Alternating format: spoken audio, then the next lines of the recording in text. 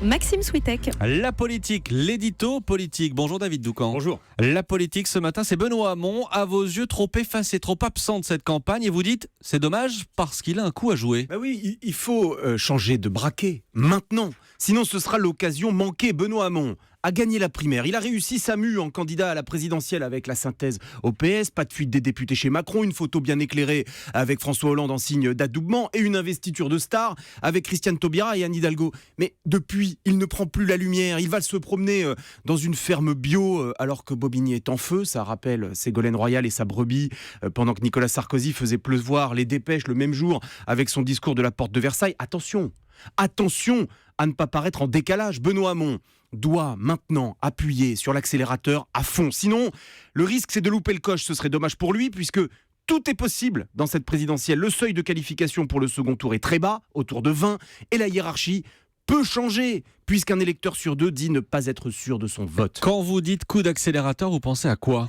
D'abord, on n'en peut plus des histoires d'appareils. Les négociations avec Yannick Jadot n'ont que trop duré. Il faut qu'elles aboutissent ou pas, mais vite. Même fatigue avec Jean-Luc Mélenchon, trêve de faux semblants. On arrête les petits jeux de posture. Il n'y aura jamais d'accord avec le candidat de la France Insoumise. Ça aussi, il faut le solder pour qu'on ait une ligne de départ stabilisée et qu'on puisse, Maxime, parler à nouveau du fond.